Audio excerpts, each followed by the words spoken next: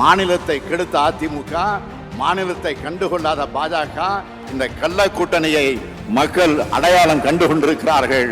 மக்கள் நலனே முக்கியம்னு செயல்பட்டு கொண்டிருக்கக்கூடிய நமது திராவிட மாடல் தமிழ்நாட்டு மக்களாகிய நீங்கள் துணை இருப்பது போல உண்மையான வளர்ச்சியை நமது நாடு காண ஒட்டுமொத்த இந்திய மக்களும் தயாராகிவிட்டார்கள். பாசிசத்தை வீழ்த்த இந்தியாவை காக்க ஸ்டாலின் அழைக்கிறேன். தேர்தல் ஆணையம் தேதி அறிவித்த முதல் நாளே இந்திய கூட்டணி ஒரு மிகப்பெரிய சம்பவத்தை பண்ணியிருக்கிறாங்கன்னே சொல்லலாம். மோடி அரசுக்கு முடிவுரை எழுதும் விதமாக இந்த மும்பை மீட்டிங் அமைஞ்சிருக்கு. ஏன் சொல்கிறேன் அப்படின்னா, இந்த மீட்டிங் நடந்த சிவாஜி பார்க்குக்கு தெரியுமா?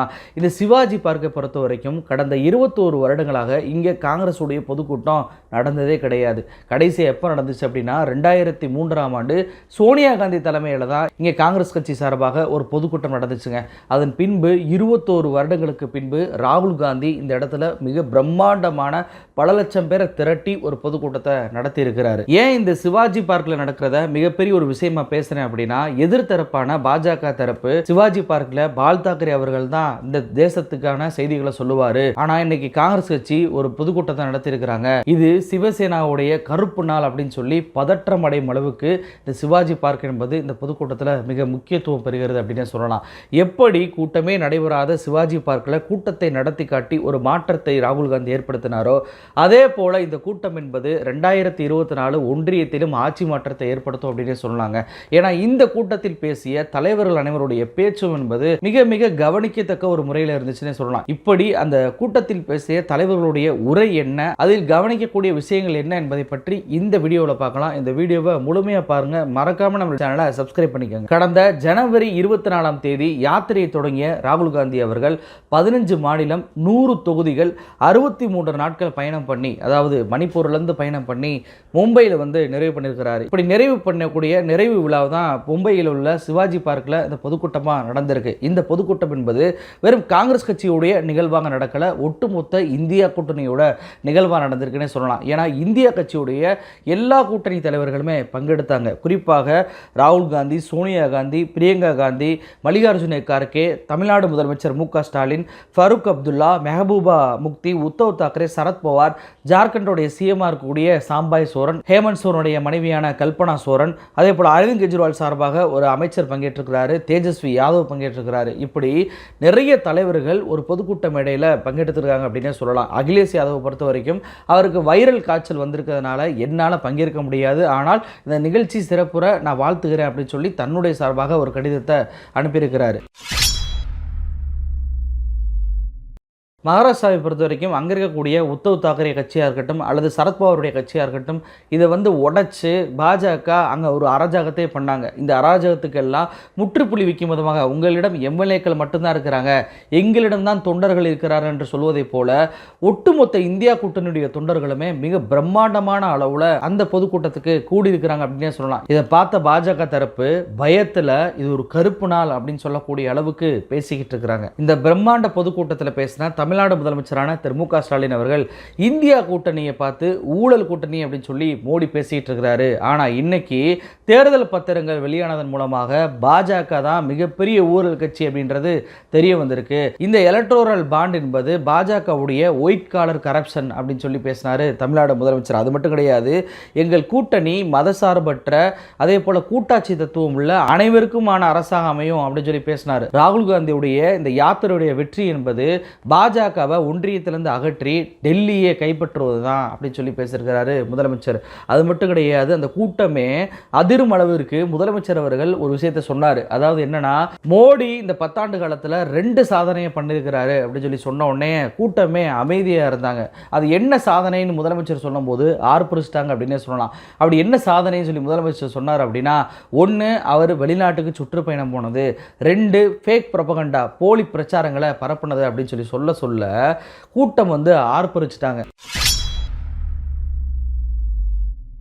அதற்கு அடுத்து வந்த மண்ணின் மைந்தரான சரத்பவாரோ 1942ஆம் ஆண்டு வெள்ளையனே வெளியேறு இயக்கம் இதே மும்பையிலேருந்து தான் கிளம்புச்சு. இன்னைக்கு பாஜகவை அகற்றுவதற்காக இதே மும்பையிலேருந்து இப்படியான ஒரு பொதுக்கூட்டத்தை நாங்கள் துவங்கி இருக்கோம் அப்படின்னு சொல்லி பேசினார். இந்தியாவுக்கு ஒரு மாற்றம் தேவை. இளைஞர்கள், பழங்குடிகள், அதே போல் விவசாயிகள், ஏழைகளுக்கு போலி வாக்குறுதியை கொடுத்து ஆட்சிக்கு வந்து இன்னைக்கு அந்த வாக்குறுதியெல்லாம் நிறைவேற்றாமல் இருக்கவங்கள வீட்டுக்கு நம்ம அனுப்பி ஆகணும், அவர்களை ஆட்சியிலிருந்து அகற்றணும், அதற்கு ஒன்று சேர்ந்து சண்டை செய்வோம் அப்படின்னு சொல்லி பேசினாரு சரத்பவார். காஷ்மீருடைய முன்னாள் முதலமைச்சரான ஃபருக் அப்துல்லாவோ ஈவி என்பது ஒரு திருடன், உங்களோட ஓட்டை நீங்க தான் பாதுகாக்கணும், ஓட்டு போடுறீங்களா, ஓட்டு போட்ட பின்பு விவிபேட் மிஷினை வந்து பாருங்க, நீங்க உண்மையிலே போட்ட அந்த சின்னம் தான் அதில் காமிக்குதா அப்படின்றத செக் பண்ணிக்கோங்க, இந்தியா கூட்டணி ஆட்சிக்கு வந்த உடனே இந்த இவிஎம் மிஷினை ஒழிச்சு கட்டுவோம், அது மட்டும் கிடையாது தேர்தல் ஆணையத்தையும் சுதந்திரமாக செயல்பட விடுவோம் அப்படின்னு சொல்லி பேசினாரு ஃபருக் அப்துல்லா. அதன் பின்பு பேசிய ஜார்க்கண்டுடைய முதலமைச்சராக இருந்த ஹேமந்த் சோரன் அவர்களுடைய மனைவி கல்பனா சோரன் அவர்கள் ரொம்பவுமே உணர்ச்சி வசப்பட்டு பேசினாங்க. ஹேமந்த் சோரன் அவர்களுடைய கைதை சுட்டிக்காட்டி பேசிய கல்பனா சோரன் அவர்கள், என்னுடைய கணவர் எந்த தப்புமே பண்ணாம போலியான ஒரு கேஸை புனையப்பட்டு அவரை இன்னைக்கு சிறையில் அடைச்சிருக்கிறாங்க. ஜார்க்கண்டில் ஒரு விஷயம் சொல்லுவாங்க, என்ன நடந்தாலும் ஜார்க்கண்ட் வந்து மண்டியிடாது அப்படின்னு சொல்லி சொல்லுவாங்க. அதே தான் இன்னைக்கு நான் இந்தியா கூட்டணிக்கு சொல்கிறேன், இந்தியா கூட்டணி மண்டியிடாது, இந்தியா கூட்டணியை யாராலும் தடுத்து நிறுத்த முடியாது அப்படின்னு சொல்லி ரொம்பவும் உணர்ச்சி வசமாக பேசினாங்க ஹேமந்த் சோரன் அவர்களுடைய மனைவியான கல்பனா சோரன். இந்த பொதுக்கூட்டத்தை நீங்கள் ஒத்து கவனிச்சிங்கன்னா தெரியும். இந்த பொதுக்கூட்டம் நடைபெறக்கூடிய இடம் வந்து சிவாஜி பார்க் தான். பொதுவாகவே மகாராஷ்டிராவுக்கு வந்தால் அங்கே சத்ரபதி சிவாஜியை புகழ்ந்து பேசக்கூடிய சூழ்நிலையெல்லாம் இருக்க தான் செய்யும். எந்த தலைவர்களாக இருந்தாலும் அதை வந்து சொல்லி தான் ஆகணும் அப்படின்ற நிலைமை வரும்ல. ஆனால் இந்த பொதுக்கூட்டத்தில் அப்படி எந்த கட்டுப்பாடும் எந்த தலைவர்களுக்குமே இல்லைங்க. ஏன்னா நீங்கள் விசிக தலைவர் திருமாவளவன் அவர்கள் பேசும்போது பார்த்தீங்க அப்படின்னா அவர் அம்பேத்கருடைய மண், ஜோதிபாய் பூலே உடைய மண் அப்படின்னு சொல்லி பேசினார். அது மட்டும் கிடையாதுங்க, கூட்டத்தில் கலந்து கொண்ட எல்லா தலைவர்களுமே தங்களுடைய சித்தாந்தத்தை பேசினாங்க. அதற்கு இருக்கக்கூடிய ஆடியன்ஸுமே பார்த்தீங்க அப்படின்னா உத்தவ் தாக்கரே பேசும்போதெல்லாம் பாரத் மாதா கே ஜெய்ஜும் கத்துனாங்க, மற்றவர்கள் பேசும்போது ஜெய் பீம் கத்துனாங்க, இந்தியா வாழ்க அப்படின்னு சொல்லி கத்துனாங்க. இப்படி பல்வேறுபட்ட கோஷங்கள் இருக்குது தெரியுமா. இதுதாங்க இந்தியா. இந்தியா என்பது வேற்றுமையில் ஒற்றுமை உள்ள ஒரு நாடு. அதை பிரதிபலிக்கும் விதமாக இந்த மும்பை கூட்டம் அமைஞ்சிருக்கு அப்படின்னே சொல்லலாம். இதே தான் தன்னுடைய உரையில் மெஹபூபா முக்தி சுட்டிக்காட்டி பேசுகிறாங்க. என்ன தெரியுமா பேசியிருக்கிறாங்க, ராகுலை பார்த்து பாஜக பயப்படுவதற்கு என்ன காரணம் தெரியுமா, அவர் பேருக்கு பின்னாடி காந்தி அப்படின்னு சொல்லி இருக்கிற அந்த ஒற்றை வார்த்தை தான். இங்கே வெவ்வேறு கட்சிகள், வெவ்வேறு சித்தாந்தங்கள் கொண்ட கட்சிகளை நான் மேடையில் பார்க்குறேன். இதுதாங்க இந்தியா. இந்தியா என்பது வேற்றுமையில் ஒற்றுமை. பாஜகவை பொறுத்த வரைக்கும் அவங்க 400 தொகுதி கேட்பது என்பதே அரசியலமைப்பு சட்டத்தை ஒழிச்சு கட்டுவதற்கு தான். ஆனால் மக்கள் அனைவரும் ஒன்றிணைந்தாங்க அப்படின்னா அரசியலமைப்பு சட்டத்தை அவங்களால எதுவும் செய்ய முடியாது, உங்களுடைய ஓட்டின் மூலமாக அந்த பவரை காமிங்க அப்படின்னு சொல்லி பேசினாங்க மெஹபூபா முக்தி. இதன் பின்பு பேசின தேஜஸ்வி அவர்களுடைய உரை என்பது ரொம்ப ரொம்ப மெச்சூரிட்டியாக இருந்துச்சு அப்படின்னு சொல்லலாங்க. அவர் என்ன பேசியிருக்கிறாரு தெரியுமா, இடி சிபிஐ வச்சு அரசியல் கட்சியை பாஜக மிரட்டுது, அந்த கட்சியை உடைக்குது, மறுபடியும் அவங்களே கட்சியில் சேர்த்துக்கிறது, நாங்கள் மோடி அல்லது அமித்ஷா போன்ற தனிநபர்களை தோற்கடிப்பதற்காக இங்கே ஒன்று கூடவே இல்லை, நாங்கள் நாட்டை உடைக்கும் இந்த சித்தாந்தத்திற்கு எதிராக போராடுவதற்காக இங்கே வந்திருக்கோம். தங்களுடைய ஆஃபீஸில் தேசிய கொடியை ஏற்றாதவங்க, அதே போல் இந்திய சுதந்திரத்திற்காக போராடாதவங்க, இவங்களுடைய கருத்தியலை தோற்கடிப்பதற்காக இங்கே நாங்கள் ஒன்று கூடியிருக்கோம் அப்படின்னு சொல்லி பேசினாரு தேஜஸ்வி யாதவ். அது மட்டும் கிடையாதுங்க, மோடி தண்ணிக்குள்ளே போவார், அங்கே இருக்கிற கார்பெட்டில் உட்காந்துக்குருவார், ஃபோட்டோவுக்கு போஸ்ட் கொடுப்பாரு, ஆனால் ஊழலை பற்றி மட்டும் பேசவே மாட்டார்.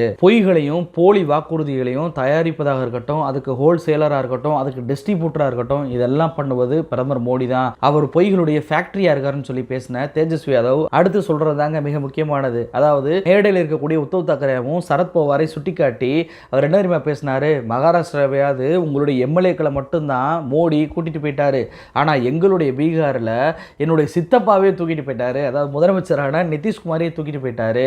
நான் என்ன கேட்குறேன் மோடியை பார்த்து, ஊரெல்லாம் போய் மோடி கேரண்டி மோடி கேரண்டின்னு சொல்கிறீங்களே, என்னுடைய சித்தப்பா மறுபடியும் பல்ட்டி அடிக்க மாட்டாருன்றதுக்கு உங்களுக்கு கேரண்டி கொடுக்க முடியுமா அப்படின்னு சொல்லி கேட்டார் தேஜஸ்வி. தேஜஸ்வி இப்படி பேசிக்கிட்டு இருக்கும்போது சிஏஏ சட்டத்தை நாங்கள் பீகாரில் அமல்படுத்த மாட்டோம் அப்படின்னு சொல்லி நிதிஷ்குமார் கட்சியை சேர்ந்த தலைவரே ஒரு பேட்டியை கொடுத்துட்டு இருக்கிறாரு பீகாரில். இப்படிப்பட்ட சூழ்நிலை தான் பாஜக கூட்டணியில் நிலவிக்கிட்டு இருக்கு.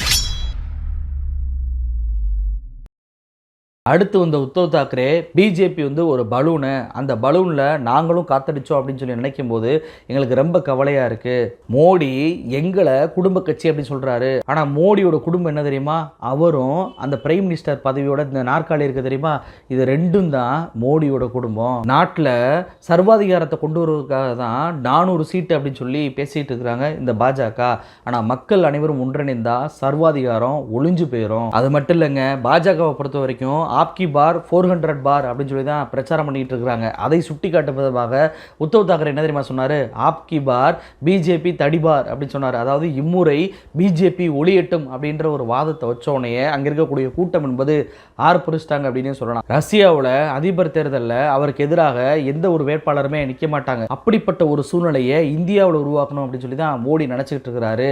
அது என்னங்க மோடி அரசுன்னு சொல்கிறாங்க. இந்த பாஜகவினருக்கு நான் சொல்கிறேன், இந்திய அரசுன்னு சொல்லி பழகுங்க அப்படின்னு சொல்லி உத்தவ் தாக்கரே ஒரு எச்சரிக்கையை விட்டாருங்க. இப்படி எல்லாருமே பேசின பின்பு ராகுல் காந்தி கடைசியாக பேச வந்தார். அவருடைய உரை என்பது மோடி அமித்ஷா மட்டுமல்ல, ஒட்டுமொத்த பாஜகவினருடைய தூக்கத்தை துளைக்கி வச்சுச்சு அப்படின்னு சொல்லலாம். இந்த யாத்திரையை நான் ஏன் தொடங்கினேன் அப்படின்றதுலேருந்து ராகுல் காந்தி பேச ஆரம்பிக்கிறார். நாட்டில் வேலைவாய்ப்பின்மை, பணவீக்கம், விலைவாசி உயர்வு, அதே போல விவசாயிகளுடைய பிரச்சனை, அக்னிவீரோட பிரச்சனை என்று பல்வேறு பிரச்சனைகள் இருக்கு. ஆனால் எந்த மீடியாவுமே இதை சுட்டி காட்டி மக்கள் கிட்ட பேசவே மாட்டுறாங்க.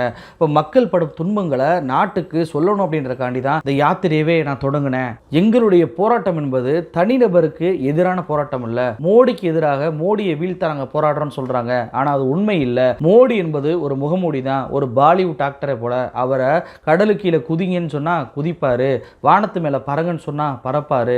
அவர் வந்து எங்களுக்கு முக்கியமே கிடையாது. அவரை இயக்கக்கூடிய, அவர் யாருக்காக உழைக்கிறாரோ அந்த சக்திக்கு எதிராக தான் எங்களுடைய போராட்டம் இருக்கு. வரக்கூடிய தேர்தலில் அந்த சக்தியை தான் நாங்கள் வீழ்த்த போறோம் அப்படின்னு சொல்லி ராகுல் காந்தி பேசினாருங்க. மோடியோட அரசியலையும் இங்கே சுட்டிக்காட்டி பேசினாரு ராகுல் காந்தி. அதாவது மோடியை பொறுத்த வரைக்கும் எப்பவுமே முக்கிய பிரச்சனையிலேருந்து அவர் திசை திருப்பிக்கிட்டே இருப்பாரு. அது சைனாவாக இருக்கலாம் அல்லது பாகிஸ்தானாக இருக்கலாம்.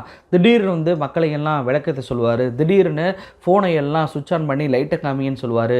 திடீர்னு பார்த்தா என்னை அவமானப்படுத்திட்டாங்கன்னு சொல்லி அழுதுகிட்டு இருப்பார். இப்படி முக்கிய பிரச்சனையிலேருந்து எப்போவுமே மோடி மக்களை திசை திருப்பிக்கிட்டே இருப்பார் அப்படின்னு சொல்லி பேசினார் ராகுல் காந்தி. அது மட்டும் கிடையாது, இவிஎம் குறித்து மிக முக்கியமான வார்த்தைகளை ராகுல் காந்தி பேசினார். என்ன பேசினார் அப்படின்னா, இந்த இவிஎம் என்பது மோடியுடைய உயிர் போன்றது அப்படின்னு சொல்லி சிலர் சொல்றாங்க. அது உண்மைதான். வெறும் இவிஎம் மட்டும் கிடையாதுங்க, இடி, சிபிஐ, ஐடி போன்றவையும் மோடிக்கு பக்கபலமாக இருக்கிறாங்க. இவர்கள் அனைவரும் இல்லைனா, அதாவது இடியாக இருக்கட்டும், சிபிஐ இருக்கட்டும், ஐடியாக இருக்கட்டும், இவிஎம்மாக இருக்கட்டும், இதெல்லாம் இல்லைனா மோடியால் தேர்தலில் கண்டிப்பாக ஜெயிக்கவே முடியாது. இவிஎம் பொறுத்த வரைக்கும் தேர்தல் ஆணையத்துக்கிட்ட இவிஎம் மிஷின்ஸ் எல்லாம் எங்களுடைய எக்ஸ்பர்ட் கிட்ட காமிங்கன்னு சொல்லி சொன்னோம். அது மட்டும் கிடையாது, இந்த தேர்தலில் நம்ம ஓட்டு போடும்போது விவிபேட்டில் ஒரு பேப்பர் வரும், அந்த பேப்பருமே கம்ப்ளீட்டாக எண்ணணும் அப்படின்னு சொல்லியும் தேர்தல் ஆணையத்திட்ட நம்ம கோரிக்கை வச்சோம். ஆனால் நம்மளுடைய கோரிக்கையை அவங்க ஏற்கவே இல்லை. ஏன் அப்படின்னு சொல்லி கேள்வி எழுப்பியிருக்காரு ராகுல் காந்தி. அது மட்டும் கிடையாதுங்க, எலக்டோரல் பாண்டு குறித்து பேசக்கூடிய ராகுல் காந்தி அவர்கள் மோடி தான் ஊழலுடைய ஏகபோகமானவராக இருக்கிறாரு, அவர் ஒரு வசூல் ராஜாவாக மாறி இருக்கிறாரு அப்படின்னு சொல்லி பேசினவர். மகாராஷ்டிராவை நீங்கள் எடுத்துட்டீங்க, அங்கே சிவசேனாவையும் என்சிபியையும் எப்படி அவங்க உடைச்சாங்க, எதிர்கட்சியினரை அவங்க மிரட்டுறாங்க, அவங்களுடைய கழுத்தை நெரிச்சு பிஜேபியில் இணைய சொல்லி மிரட்டுறாங்க. இவ்வளவு ஏன், மகாராஷ்டிராவில் ஒரு முக்கியமான தலைவர் இருந்தார், அவர் என்னுடைய அம்மா முன்னாடி வந்து அழுதாரு, என்னால் இந்த அதிகாரத்துக்கு எதிராக, இந்த சக்திக்கு எதிராக போராட முடியல, என்னால் ஜெயிலுக்கெல்லாம் போக முடியாது, என்னை போல கட்சியில் பல பேரை பாஜகவினர் மிரட்டிக்கிட்டு இருக்கிறாங்க அப்படின்னு சொல்லி என்னுடைய அம்மா முன்பு கண்ணீர் விட்டு அழுதாரு. இப்படி தான் பல பேர் பாஜகவில் போய் இணையிறாங்க அப்படின்னு சொல்லி அசோக் சவான், அதாவது மகாராஷ்டிராவுடைய முன்னாள் காங்கிரஸ் முதலமைச்சராக இருந்த அசோக் சவான் அவர்கள் சமீபத்தில் பாஜக இணைந்தார்ல, அவர் சோனியா காந்திகிட்ட போய் இப்படி அழுது சம்பவத்தை பேரை குறிப்பிடாமல் சுட்டி காட்டி பேசியிருக்கிறாரு ராகுல் காந்தி. அது மட்டும் கிடையாது, அருண் ஜெட்லியுமே சுட்டி காட்டி ராகுல் காந்தி இந்த விஷயத்தில் பேசியிருக்கிறாரு. முன்பெல்லாம் நிலம் கையப்படுத்துகளுக்கு எதிராக என்னை பேசக்கூடாதுன்னு சொல்லி அருண் ஜெட்லி சொன்னார், என்னை ஜெயிலில் அடைப்பேன்னு சொல்லி மிரட்டினாரு. அதுக்கப்புறம் பார்த்தீங்கன்னா இடியை வச்சு என்னைய 50 மணி நேரம் விசாரிக்க வச்சாங்க. அப்போது இடி அதிகாரி ஒருத்தர் சொன்னார், நீங்கள் தான் மோடியை தோற்கடிப்பீங்க, ஏன்னா உங்களுக்கு யார் மேலேயும் பயம் இல்லை அப்படின்னு சொல்லி என்னிடம் சொன்னார் அப்படின்னு சொல்லி ராகுல் காந்தி அவர்கள் ரொம்பவுமே உணர்ச்சி பூர்வமாக பேசியிருக்கிறார். அப்போ நான் ஏற்கனவே சொன்ன மாதிரி கிட்டத்தட்ட 21 வருடங்களுக்கு பிறகு சிவாஜி பார்க்கில் தமிழ்நாட்டில் மிக பிரம்மாண்டமான, அதுவும் காங்கிரஸ் கட்சி மட்டும் இல்லாமல் ஒட்டுமொத்த இந்தியா கூட்டணியோட ஒரு மீட்டிங்காகவே, அதுவும் தேர்தல் அறிவித்த அந்த முதல் நாளே ஒரு சம்பவத்தை இந்தியா கூட்டணி பண்ணியிருக்கிறாங்க அப்படின்னே சொல்லலாம். ஏற்கனவே ராகுல் காந்தி பெண்களுக்கும் விவசாயிகளுக்கும் 5 வாக்குறுதியை கொடுத்துருக்கிறாரு. அதே போல் இளைஞர்களுக்கும் ஒரு 5 வாக்குறுதியை கொடுத்துருக்கிறாரு. வரக்கூடிய காலங்களில் 25 வாக்குறுதி வேற வரப்போகுது. அப்போ ராகுல் காந்தியுடைய இந்த தொடர்ச்சியான சம்பவங்கள் என்பது எதிர்கூடாரமான பாஜகவை கலக்கமடைய வச்சிருக்கு அப்படின்னு சொல்லலாங்க. இது நாள் வரைக்கும் இந்தியா கூட்டணி கட்சி தலைவர்கள் ஏதாவது ஒரு அரங்கத்தில் ஒன்று விடுவாங்க, பேசுவாங்க, கலைவாங்க அப்படின்னு சொல்லி தான் நம்ம பேசிக்கிட்டு இருந்தோம். ஆனால் முதல் முறையாக மிக பிரம்மாண்டமான கூட்டத்தை எல்லாரும் சேர்ந்து நின்று ஒரு கூட்டத்தை நடத்தி காமிச்சிருக்கிறது ஒட்டுமொத்த நாட்டு மக்களுக்கும் ஒரு நம்பிக்கை ஏற்படுத்துது அப்படின்னு சொல்லலாம். இந்த நம்பிக்கை என்பது 2024 தேர்தலில் கண்டிப்பாக எதிரொலிக்கும் அப்படின்றதான் நாங்களும் நம்புகிறோம். நன்றி.